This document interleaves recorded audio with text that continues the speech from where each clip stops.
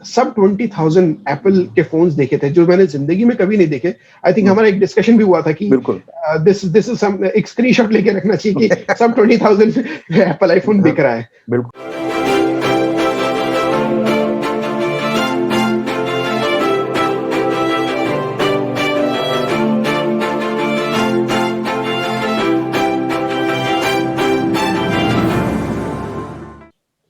नमस्कार, आपका स्वागत है एक बार फिर टेक शास्त्र में, जो टेक रडार का वीडियो प्रोग्राम है, यूट्यूब में अवेलेबल है, तो आप जाके देख सकते हैं।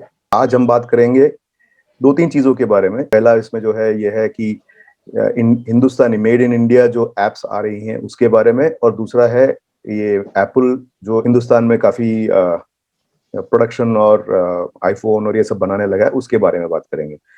तो मेरे साथ है जितेंद्र। तो जितेंद्र, वेलकम, स्वागत है आपका इस शो में। और पहले ये बात करते हैं, ये जो नए एप्स आ रही हैं हिंदुस्तान में मेक इन इंडिया के तहत मेड इन इंडिया एप्स आ रही हैं, एक कू है, एक संदेश है, तो इसका आपका क्या मानना है इसके बारे में? क्या क्या लगता है आपको? बिल्कुल राज, अगर हम थोड़ा सा पीछे जाके देखें तो ये जो लास्ट ईयर से जब हमारे प्राइम मिनिस्टर ने आत्मनिर्भर भारत पे फोकस किया था, उन्होंने कहा था कि ये इंडिया में applications, India focused applications India के लिए होनी चाहिए और इंडिया के मैन्युफैक्चर के डेवलपर्स से बनाई होनी चाहिए। पर ये जो अभी एप्लीकेशन जिनके बारे में हम बात कर रहे हैं, थोड़ा सा उससे पहले की है। ये डिस्कशन काफी टाइम पहले से चल रहा है कि हमें अपना एक ऐसा प्लेटफॉर्म चाहिए जहां पे गवर्नमेंट ऑफिशियल्स है या सिक्योरिटी ऑफिशियल्स हैं, जैसे हमारी आर्मी, नेवी और एयरफोर्स है, वो आपस में कम्युनिकेट कर सके। और ये आई थिंक हर किसी कंट्री में उनका एक पर्सनल नेटवर्क है कम्युनिकेशन का। सो आई थिंक अभी तक हम इंटरनेशनल एप्लीकेशंस पे डिपेंडेंट थे और हमें पता है कि वो बहुत सिक्योर्ड नहीं है नेटवर्क, और उनमें देयर आर लूप होल्स और इंफॉर्मेशन वहां से लीक हो सकती है। तो उसी पॉइंट ऑफ व्यू से गवर्नमेंट ने ये प्रपोज किया था कि हम अपना पर्सनल एक नेटवर्क बनाएं और कम्युनिकेशन के लिए बनाएं। तो उसी के लिए अभी आई थिंक दो एप्लीकेशंस आ रही हैं, एक संवाद नाम से आ रही है और एक संदेश आ रही है, which is basically communication and message. Correct. तो इसका एक बैकग्राउंड भी हम बता देते हैं, आप अगर हमारे दर्शकों को ये मालूम नहीं है तो जैसे आप ट्विटर यूज करते हैं, फेसबुक यूज करते हैं, इंस्टाग्राम यूज करते हैं, और ये जो सारी एप्स हैं जो आप यूज करते हैं और डेली यूज होता है, हम सारे के सारे हम इसका इस्तेमाल करते ही हैं। इसमें दिक्कत ये है कि डेटा जो है, डेटा जो है हमारे पास नहीं होता, ये कंपनीज के पास होता है, इंटरनेशनल होता है। और इस बात पे काफी चर्चा चल रही है कि हिंदुस्तान का जो डेटा है वो हिंदुस्तान के सर्वर पे ही रहे।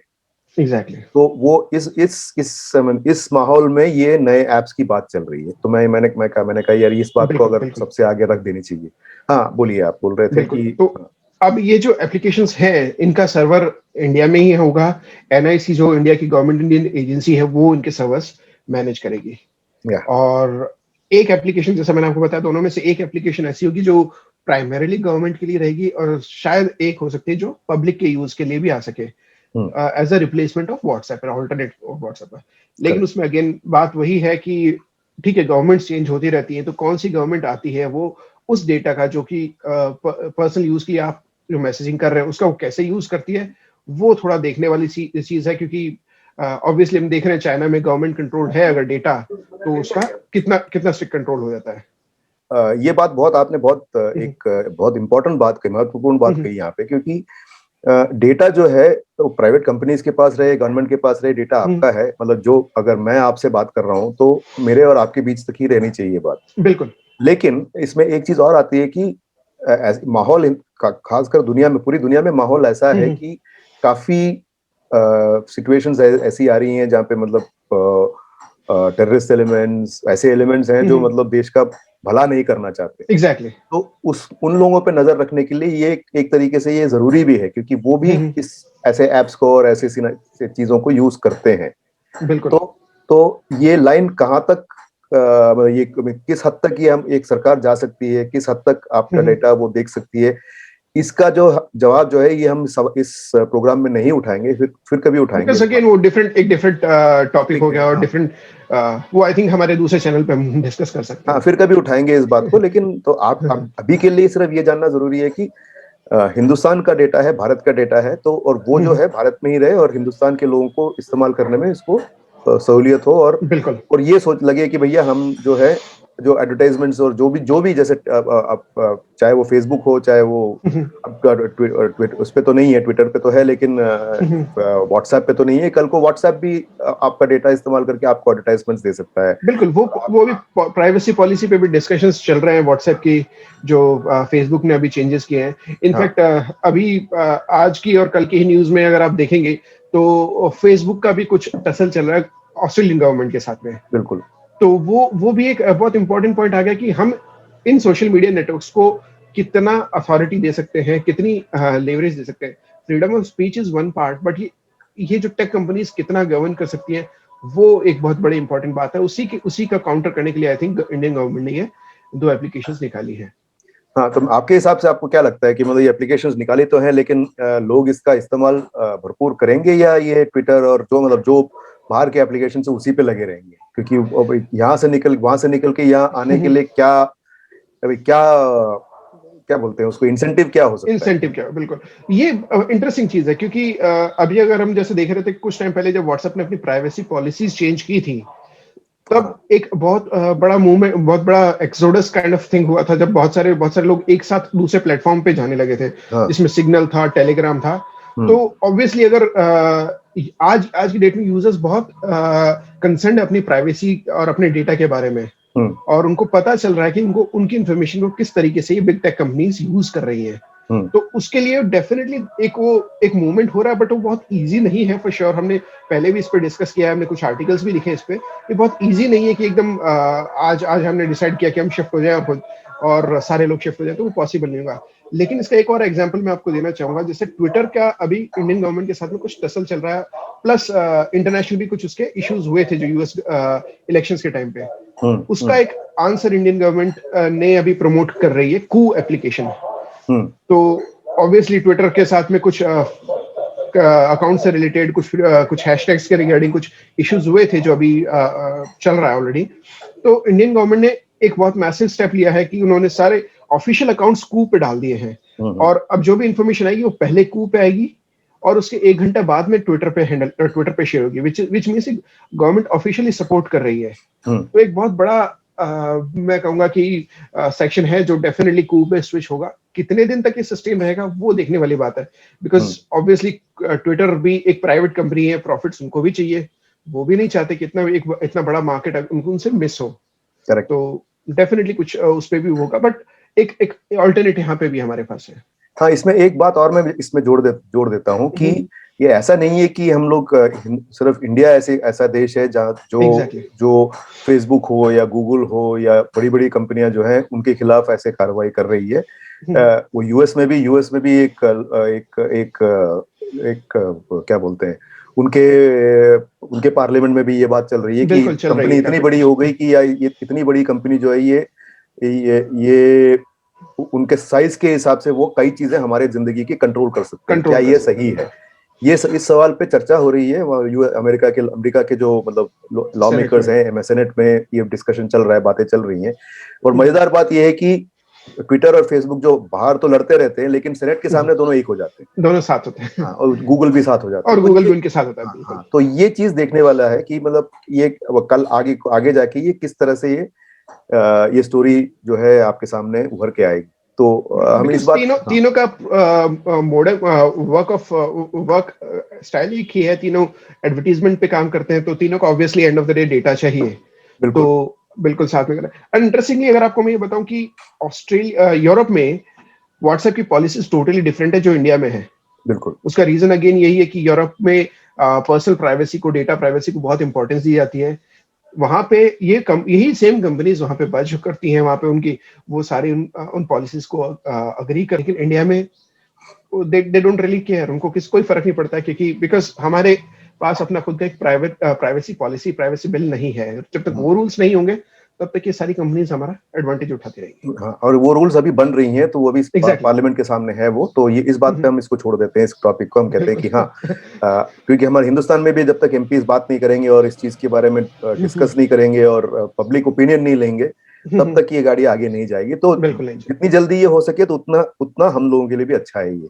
एग्जैक्टली। तो हम क्या बोलेंगे आपसे कोशिश ट्राई कीजिए, ट्राई कीजिए, संदेश ट्राई कीजिए, कुछ सब ट्राई कीजिए, देखिए क्या है, तो कुछ भी हो। क्योंकि आज की डेट में आपको पता है, जैसे चाइना से इंपोर्ट्स हो रहे थे, तो इतने इतने ज्यादा इंपोर्ट हुए कि आप खुद ही इस बात का मजाक बना के छोड़ दिया था हमने, अरे ये तो चाइनीज माल है यार, मेड इन चाइना है। मेड इन चाइना है, चाइनीज माल है यार। तो मतलब वो एग्जैक्टली। सोचने वाली बात है कि अगर हमारे पास इसकी काबिलियत है तो हम क्यों नहीं बना सकते। इस बिल्कुल। बात पे हम छोड़ते हैं और अगले अगले टॉपिक पे आते हैं, जो है एप्पल। एप्पल जो है दुनिया का सबसे बड़ा कंपनी है, आप जानते हैं। तो पिछले साल भर से वो भी मतलब इस ताक में है, क्योंकि वो सारे के सारे उनके उनके जो फोन्स और सारे सब कुछ उनके चाइना में बनते थे। और चाइना में जैसे ही कोविड आया, उनकी प्रोडक्शन चली गई, उनका मार्केट चला गया, बहुत बहुत हालत खराब हो गई थी उनकी। तो उसके तहत उन्होंने क्या किया, उन्होंने कहा यार अब और कंट्रीज में भी देखते हैं, अभी सारा का सारा जो है ना चाइना में ही करना जो है हमारे लिए भी एग्जैक्टली, डाइवर्सिफाई करना जरूरी है। डाइवर्सिफाई, मतलब दूसरे कंट्रीज में जाएंगे। ताइवान की बात की उन्होंने, इंडोनेशिया की बात की, तो ऐसे काफी कंट्रीज की बात की उन्होंने। उसमें से अब ये है कि उभर के ये आ रहा है कि हिंदुस्तान भी उस लिस्ट में, फेरिस्त में जुड़ा हुआ है। एग्जैक्टली। तो इस बारे में थोड़ा बात करते हैं। बिल्कुल। सो इसमें भी थोड़ा सा और भी कोविड के अलावा भी एक थोड़ा सा सीन पहले से चल रहा था, जैसे कि आपको पता है कि यूएस गवर्नमेंट और China government and specially companies like ZTE, Huawei, एक टसल चल रहा था, ट्रेड वॉर चल रहा था। तो उसके कारण भी एक काफी इम्पैक्ट आ रहा था, बिकॉज लोकल मार्केट में जो सारे प्रोडक्ट हैं अमेरिकन कंपनीज के, चाइना में स्पेशली, वो प्रेफर नहीं किए जा रहे थे यूजर्स को। वो जैसे इंडिया में आप देख रहे नेशनली सेंटिमेंट है, वैसा वहां पे भी था, और उसी कारण उनको काफी इम्पैक्ट पड़ा, उनको सप्लाईज में भी इशू आया और उनको सेल्स में भी इशू आया। करेक्ट। तो उस चीज से एप्पल ने सीखा है, और एप्पल ने उसको अब डाइवर्सिफाई करने का देख लिया कि वियतनाम, ताइवान, इंडोनेशिया और इंडिया में अलग अपना प्रोडक्शन सेंटर शुरू करें, प्लस अपने प्रोडक्ट्स वहां पे जहां पे ऑलरेडी है वहां पे और ऐड करें। इंडिया उसमें बहुत क्रिटिकल मार्केट है एप्पल के लिए, बिकॉज इंडिया में अब तक एप्पल के प्रोडक्ट से सेल नहीं होती थी। यहाँ पे बहुत डिमांड थी लेकिन सेल नहीं हो रही थी। उसका रीजन ये था कि काफी कॉस्टली प्रोडक्ट्स काउंट होते हैं, एज इन लग्जरी एंड पे। जो अगर आप कहेंगे, चाहे मैकबुक हो, चाहे आईपैड्स हो, चाहे लैपटॉप्स हो, वो कॉमन यूजर्स के पास में नहीं मिलते थे। जैसा कि यूएस वगैरह में आप फिर भी देखेंगे स्टूडेंट्स के पास में आपको एक मैकबुक मिल जाएगी, यहाँ पे ऐसा नहीं मिलेगा। तो उस चीज से देखें तो एक बहुत बड़ा मार्केट एप्पल के लिए इंडिया इसलिए है कि एक, यहाँ पे इनको चीप लेबर मिल जाएगा, सेकंड इनको एक बहुत बड़ा रेडीमेड मार्केट मिल जाएगा जहाँ पे वो अब एक्सपेंड कर सकते हैं। हाँ, तो इस बात एक चीज मैं ये भी बता दूं आपको कि साथ में कि ऐसा नहीं है कि इंडिया में फोन्स नहीं बनते थे। तो हाँ, तो अगर मैं आपको बताऊं, चेन्नई शहर से, चेन्नई और बैंगलोर के बीच में, चेन्नई से अगर आप बैंगलोर गाड़ी चला के आए, तो चेन्नई शहर से बाहर निकलते आप आएंगे श्रीपेरुम्बदूर पे। श्रीपेरुम्बदूर जो है एक ऐसा इलाका है जहाँ पे इंडस्ट्रियलाइजेशन बहुत तगड़ा हुआ है पिछले 10-12 साल में। और वहां पे नोकिया जो है बहुत सालों से वहां पे ऑपरेट कर रहा था। और वहीं पे एप्पल जो है खुद बनाता नहीं है, वो कॉन्ट्रैक्ट मैन्युफैक्चरर से बनवाता है। सबसे बड़ी बात है। हाँ, बड़ी बात यह है। तो उनके कॉन्ट्रैक्ट मैन्युफैक्चरर्स वैसे ही वहां पे थे, और जितने लोग काम करने आते थे वो सब जो है छोटे छोटे गांव कस्बों से आते थे, जो मतलब खेतीबाड़ी कर रहे थे, और जो मतलब या तो वो जो छोटे छोटे काम कर रहे थे। तो उन लोगों को सब ट्रेन किया गया इस काम में, असेंबली में और इस काम में, और उन लोगों को नौकरी दी गई। जो इसके हिसाब से अगर आप देखें तो उनके पास जो है एक जॉब है आज की डेट। बिल्कुल, एक रेस्पेक्टेबल जॉब है। हाँ, एक जॉब है। हाँ, अब केवल एक फैक्ट्री की बात नहीं करेंगे, बिकॉज ऑब्वियसली एप्पल के पास में यहाँ पे पेगाट्रॉन है, विस्ट्रॉन है, फॉक्सकॉन है, जो 3 इनके मेन सप्लायर्स है जो इंडिया में ऑलरेडी हैं। लेकिन उसके अलावा भी जैसे और भी सप्लायर्स होते हैं, जैसे अगर हम बात करें तो चैंग वे करके एक कंपनी है जो एप्पल के कनेक्टर्स एंड केबल्स बनाती है। तो यही वेट है जो एप्पल का है कि अगर वो अपने असेंबली लाइन कहीं सेटअप करी, तो उसके साथ में सप्लाई चेन की भी लाइनअप सेटअप होती है। तो केवल फॉक्सकॉन या पेगाट्रॉन या विस्ट्रॉन आपको जॉब नहीं देगा, और अलग अलग 50 कंपनीज हैं जो इंडिया में आएंगी और आ रही हैं, बल्कि वो अपनी डेफिनेटली इन्वेस्टमेंट लाएंगी, प्लस आपको जॉब्स यहाँ पे देंगी। तो वो एक बहुत बड़ी बात है। मैं आपको बता दूं कि जैसे चेंग वेई का भी ऑलरेडी यहाँ पे इवन तमिलनाडु में ही चेंग वेई भी अपनी फैक्ट्री सेटअप कर रहा है। तो वो भी एक फैक्टर आ जाता है। इसीलिए मतलब जैसा मैं आपको कह रहा था कि एप्पल ओवरऑल ग्लोबल में अगर स्मार्टफोन मार्केट ये है तो एप्पल का साइज इतना होगा उसमें, लेकिन सिंस एप्पल एक कैश रिच कंपनी है और उसका एक पूरा इकोसिस्टम है प्रोडक्ट का, तो उसका काफी डिफरेंस पड़ता है। अगर वो एक अपना प्रोडक्ट कहीं और ला रही है तो उसके साथ में और काफी सारी चीजें आ जाती है। हाँ, तो एप्पल का के बारे में एक बात बताना ये भी जरूरी है कि एप्पल के पास, एप्पल जो इतनी कैश रिच, जैसे जितेंद्र ने आपने अभी कहा, इतनी कैश रिच है, इतना पैसा उनके पास है, जो मतलब कई कंट्रीज के जीडीपी से ज्यादा है। बिल्कुल। हाँ, तो अब एक और आपको मैं एग्जांपल दे देता हूँ इसका। अब काफी लोग आप जानते होंगे कि मारुति जब हिंदुस्तान में आई, 1980s में आई, तो उसके बाद सुजुकी ने जो टेक ओवर किया, उन्होंने बनाना शुरू किया। आज की डेट में अगर आप गुड़गांव और मानेसर तक का जो अगर आप स्ट्रेच देखें, तो जो जितेंद्र बोल रहे हैं वो बिल्कुल वही हुआ है हिंदुस्तान में कार मैन्युफैक्चरिंग के साथ। मतलब मारुति पहले जो है किट बना के बेचती थी, हिंदुस्तान में असेंबल होते थे। उसके बाद जो पार्ट्स बनने शुरू हुए, जो बाहर सब सोना स्टीयरिंग हुआ, लिस्टेड कंपनी, इतने कंपनीज उनके साथ आई, जुड़ गई, जिसको हम अंग्रेजी में इकोसिस्टम कहते हैं। तो कार मेकिंग इकोसिस्टम बन गया वहां पे। सुजुकी जब से हिंदुस्तान में, इंडिया में आए, तो उसी हिसाब से सुजुकी को के देखते देखते हुंडई ने चेन्नई में ये काम किया। तो श्रीपेरुम्बदूर जो है सबसे पहला जो कारखाना वहां पे आया, वो हुंडई का ही था, और उसके दूसरे परली तरफ फोर्ड का भी है। तो ये सारे कंपनीज जो है उन्होंने यही काम किया कि भैया हम पहले शुरू करते हैं और उसके बाद जो है ये आउटसोर्स करके और कंपनीज को देंगे पार्ट। जैसे अब एक और एग्जांपल आपको देता हूँ, चेन्नई की एक मशहूर कंपनी है सुंदरम फास्टनर्स। वो लोग जो है एक टाइम पे रेडिएटर कैप बनाते थे सिर्फ। पूरी दुनिया में जितने जनरल मोटर्स की गाड़ियां निकलती थी, सब में रेडिएटर कैप इन्हीं के फिट होते थे, और बहुत बड़ा कारखाना था उनका चेन्नई में, अभी भी है। तो अब रेडिएटर कैप से वो आगे निकल गए। तो मानना ये है कि जितेंद्र का पॉइंट जो मैं अब जो पिछले 20 सालों में हमारी इंडिया की ऑटोमोबाइल इंडस्ट्री का जो स्टोरी था, वही जो है अब स्मार्टफोन और आईपैड और इनके मैन्युफैक्चरिंग में जा रहा है। और ये बहुत सही बात है। आप कुछ और भी कह रहे थे ना कि आईपैड भी बनना शुरू होगा, या हाँ जी बिल्कुल। तो जैसे अभी ऑलमोस्ट लास्ट मंथ हमने ये सुना था कि आईफोन 12 इंडिया में आने वाला है, उसकी मैन्युफैक्चरिंग शुरू होगी। Obviously Apple on the record कुछ नहीं कहता, ना ही उसके सप्लाई जो कॉन्ट्रैक्ट मैन्युफैक्चरर्स हैं वो ऑन द रिकॉर्ड कहेंगे। बट हाँ, ये न्यूज है कि आईफोन 12 इंडिया में आ रहा है, and almost like year and तक या फिर next year made in India iPhone 12 आपको देखने को मिल जाएगा, जिसका मतलब है कॉस्ट डेफिनेटली कम होंगी। सेम चीज अभी डिस्कशन चल रहा है कि आईपैड इंडिया में आए, बिकॉज आईपैड्स अभी तक इंडिया में नहीं बन रहे थे। तो ये सुनने में आया कि गवर्नमेंट ने अप्रोच किया एप्पल को कि आईपैड्स भी इंडिया में बनाना शुरू करें। ऑब्वियसली एप्पल का गवर्नमेंट के साथ में नेगोशिएशन चल रहा है, कुछ टर्म्स एंड कंडीशंस पे डिस्कशंस हो रहा है। बट एक बहुत अच्छा साइन है, बहुत ग्रीन सिग्नल है कि अगर आईपैड्स भी इंडिया में आते हैं, आईफोन ऑलरेडी बन रहे हैं, तो ये आप देख सकते हैं कि आने वाले कुछ साल में ये प्रोडक्ट्स और सस्ते हो जाएंगे। बिकॉज ऑब्वियसली बाहर से आप लेके आएंगे तो उसमें एडिशनल मार्कअप कॉस्ट लग जाती है। वही चीज आपको इंडिया में बनी मिलेगी। तो आपने जैसे देखा था अभी लास्ट सेल्स जो हुई थी फ्लिपकार्ट अमेजन पे, उसमें हमने सब 20,000 एप्पल के फोन्स देखे थे, जो मैंने जिंदगी में कभी नहीं देखे। आई थिंक हमारा एक डिस्कशन भी हुआ था कि दिस इज सम, एक स्क्रीनशॉट लेके रखना चाहिए कि सब 20,000 एप्पल आईफोन बिक रहा है। Even though it was iPhone SE, but iPhone SE भी कभी इतना सस्ता नहीं बिका था। बिल्कुल।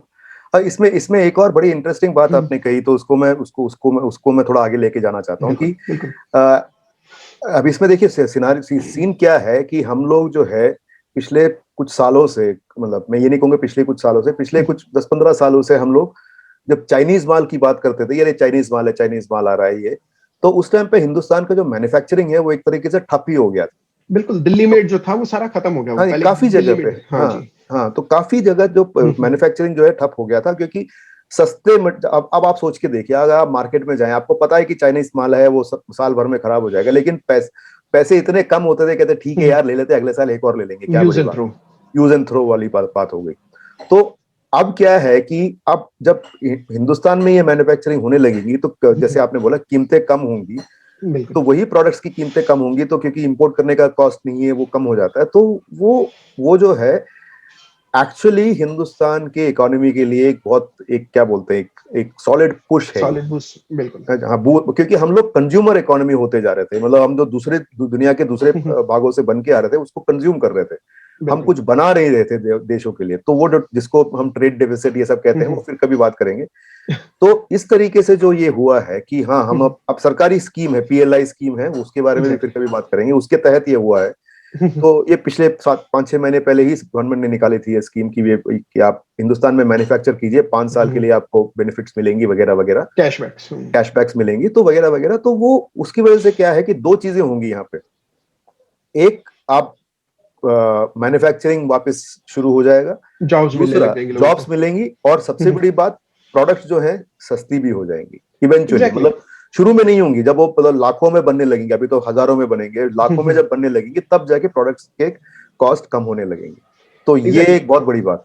एक जैसे हमने देखा भी है कि आप YouTube पे अगर जाकर देखेंगे तो देयर आर पीपल जो चाइना में बिना एप्पल के शोरूम में गए, उन्होंने आफ्टर मार्केट से जाके पार्ट्स खरीद के एक आईफोन पूरा तैयार कर लिया है। तो वो मेरा कहने का मतलब है कि आफ्टर सेल सर्विस यहाँ पे बहुत सही हो जाएगी, बहुत जो डिवाइसेस की इकोनॉमिकल हो जाएगी, प्लस हमें और सप्लाईज मिलने लग जाएंगी, हमें आफ्टर मार्केट प्रोडक्ट मिलने लग जाएंगे। जैसे कुछ सप्लाईज है, कोई प्रोडक्ट है जो एप्पल के ऑफिशियल स्टोर से जाके लेंगे, अगर आपकी वारंटी खत्म हो गई है, तो अगर जो आपको चीज 20,000 की मिल रही है, तो हो सकता है आपको 5,000 के अंदर मिलने लग जाएगी, बिकॉज ऑब्वियसली उतने सारे अलग अलग और कंपनीज भी वो बनाने लग जाएंगी। तो वो एक बहुत बड़ा इकोसिस्टम डेवलप हो जाएगा एक पर्टिकुलर सेगमेंट के इंडिया में आने से।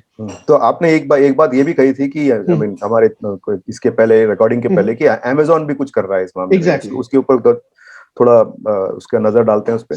Amazon ने भी अभी कुछ दिन पहले अनाउंस किया है कि उन्होंने भी लोकल मैन्युफैक्चरिंग कर दी, और जैसे शुरू कर दिया, और जैसा बाकी सारी कंपनीज कर रही है मोस्टली, ये कॉन्ट्रैक्ट मैन्युफैक्चरिंग है। तो उन्होंने एक कंपनी के साथ टाइप किया और उनको बोला कि उनके लिए फायर स्टिक्स इंडिया में बनाई जाए। अभी ऑलमोस्ट एक फायर स्टिक 2,500 से लेकर 4,500 रुपए तक की रेंज में आती है 4K। तो वो अब इंडिया में बनने लगेंगी। ऑब्वियसली सेम इम्पैक्ट आएगा, रिपल इफेक्ट आएगा कि वो इकोनॉमिकल हो जाएंगी, बहुत सस्ती हो जाएंगी, टेक्नोलॉजी अवेलेबल होगी लोगों को। सेकेंडली, एक बेबी स्टेप है, अभी अमेज़न काफी और प्रोडक्ट भी बनाता है, स्मार्ट होम इकोसिस्टम के प्रोडक्ट्स हैं उसके पास में, वो भी बनने शुरू होंगे over a period of time. तो वो भी एक बहुत अच्छा स्टेप है। स्मार्टफोन्स ऑलरेडी इंडिया में काफी सारी कंपनीज है जो असेंबल कर रही हैं, अभी और प्रोडक्ट जैसे से आ रही हैं। सो आई सी, मतलब एज ए टेक एंथुसियास्ट मुझे तो बहुत अच्छी न्यूज थी। मतलब फील गुड फैक्टर आता है ये सुन के कि प्रोडक्ट्स होंगे, अच्छे होंगे, और उन पे मेड इन इंडिया स्टैंप होगा। हाँ, और वो सस्ते भी होंगे। बिल्कुल। तो इसी बात पे अफोर्डेबल भी होंगे, तो ज्यादा लोगों के हाथों में वो फोन पहुंच सकेंगे और वो प्रोडक्ट पहुंच सकेंगे। तो आई थिंक इसी के साथ हम लोग इस वार्तालाप को यहीं खत्म करते हैं, और अगले हफ्ते फिर मुलाकात होगी। तो आप अपने सवाल कुछ भी हो, आप भेजिए हमको, तो कोशिश करेंगे कि आपको आपके सवालों के जवाब यहाँ पे इस फोरम के थ्रू, टेक शास्त्र के थ्रू दिया जाए।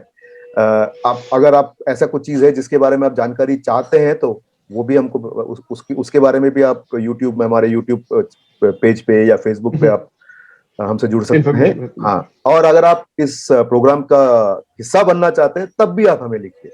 तो आपके पास अगर कोई आइडिया है, जो कुछ आप दुनिया को बताना चाहते हैं, तो मोर देन वेलकम। सिर्फ हमको फेसबुक पे या यूट्यूब चैनल पे बताइए, और हम आपसे संपर्क करेंगे। तो इसके साथ ही शुक्रिया जितेंद्र। थैंक्स अ लॉट राज। आपका वीकेंड अच्छा रहे, और बस यही उम्मीद करेंगे कि और प्रोडक्ट्स हिंदुस्तान में बनते रहें, इंडिया में बनते रहें, और दाम सस्ते होते रहे, और हमारा काम चलता रहे। बस बिल्कुल, इसी दुआ के साथ चलिए मिलते हैं अगले हफ्ते। तब तक के लिए बाय बाय।